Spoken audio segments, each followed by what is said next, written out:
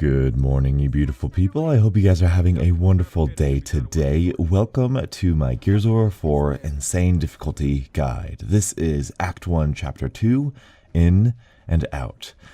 Starting off the chapter here, we have quite a bit of anticipation, a little bit of atmosphere. This is something Gears of War is actually, or Gears of War 4 is actually pretty good at. They have a beautiful world here. They have a beautiful kind of architecture to each of their different worlds that we're going to explore. And it starts off pretty industrial and pretty I don't know, futuristic, I guess, if you want to say here, with all these DBs and trackers and all that stuff. And you'll see as we take the elevator down exactly what I mean. But this is probably the first section where it's going to throw something your way, where you're going to be a little bit uncomfortable. That first chapter was pretty easy. It never really challenged you in any sort of way. It just kind of threw you enemies and made you practice your Gears of War skills. This, however, is going to give you a little bit of a run for your money.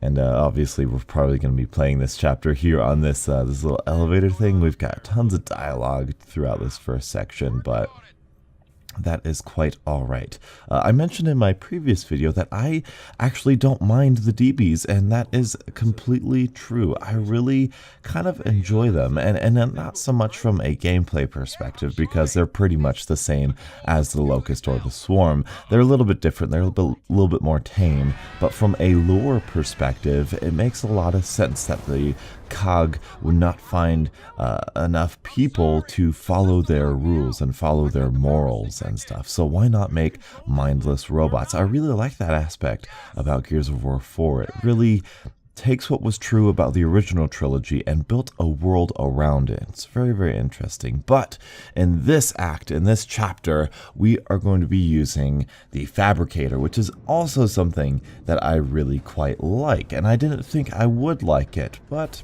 it has some good potential here in Gears 4. It's not necessarily used correctly or used to its fullest potential, but it is definitely an interesting take on this. And there is a collectible in this room that I previously got on another playthrough, but you pick up the Fabricator with Y, and it's kind of like that part in Gears 2 and in Act 3 where you're taking that box and you're running around the Sire's facility, and this is similar to that. It's a lot better because your teammates carry it and you're super fast with it, but in order to gear up for the fight, what I am going to do is I am going to access the Fabricator, and I'm first going to get shock grenades. Oh, actually, first I'm going to get a hammer burst, and then I'm going to get shock grenades. Shock grenades are your key to what's coming up here. The trackers, we're going to get one wave of trackers, and then we're going to get another wave of DBs, and then we're going to get a third wave at the very top. But you'll see here, those guys actually one-hit kill you if you stand underneath them, so that's the danger you can see. But you're going to want to look out for whatever area is lit up. And it looks like with the DBs, all of them are lit up, so you'll pay attention to the little exclamation point when that pops up on your screen to look for the DBs and make sure you know where they're coming from. They're only going to come from one spawn point, and if you manipulate the pieces of cover, you can see that hand there on that little button, that will switch to where there's cover there, and the trackers are not able to jump over that piece of cover because there's like a gap in between it. So, and I think you get two of those covers. So what I could do is I could put up the cover in front of me right now and have them only come from that back area and then the area I'm looking, if that makes sense. You can manipulate two of these covers at a time to where you have two pieces of cover and two lanes into this little area. But my strategy is just at that point in time, the last little bit of the tracker section, they're going to come from two different areas. So I like to just keep your head on a swivel, take them out with the Retro Lancer if you can. If they get too close, don't be afraid to melee them. They're really not all that difficult. It's just you don't want to get overwhelmed. If you get overwhelmed, if your teammate doesn't do well, if you don't do a good job shooting enough of them, if you get taken by surprise, that's when they're going to down you. And it's really, honestly, not all that complicated and not all that difficult. However, this section is a little bit more tricky. Again, watch the exclamation point and take out a shock grenade and throw out a shock grenade as soon as you see these guys, let it explode, and these guys are now a one-hit kill. But what's even better is the guys after it are also a one-hit kill because they walk into the shock grenade's effects. So you're going to throw another shock grenade and you're going to chain together these guys. There are only 3 kind of mini waves in this section, and you see I pop up that piece of cover, I get my grenade ready, I'm going to throw a grenade. They're going to be one hit, and hopefully I do it quick enough to where the enemies behind them are going to get hit by the shock grenade, and also about a one-hit kill. Really, really powerful. I'll throw the last grenade, and there we go. Oh, they missed it. That's right. I had a little bit more trouble with these guys, I believe. Actually, no.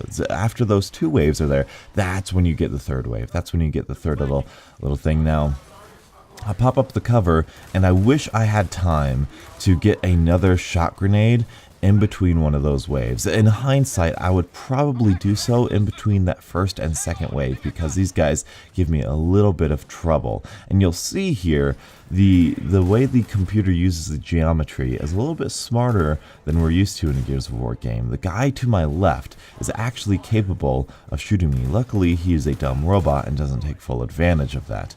And what I should do right here is I should go take cover on the fabricator. That would be a much better piece of cover in terms of angles and stuff. And you'll see that's exactly what I do once those are done, because once those little stops kind of lift up, that's when you don't have to fight anymore. I just take cover on the fabricator, and you are good to go. And that's basically the difficult part of this. I'm going to buy some more shock grenades because this last little part is not tricky, but it's useful to have shock grenades here. We're almost out of this chapter, almost on the home stretch. We're going to come up here, and where we came from, where Del actually is, that's when we're going to get some more DBs, some more shepherds.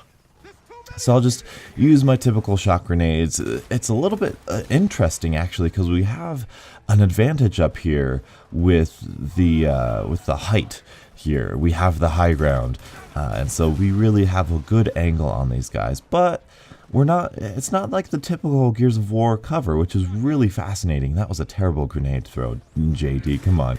But yeah, use this whole thing as a piece of cover. Use the fabricator here. It's not the best. I kind of miss it. It has like a small hitbox, so sometimes I'll roll away from the fabricator. You'll see me do that in a later section. But just take out the DBs. They're not all that big of a threat. I don't think Del can go down to where you can fail this mission.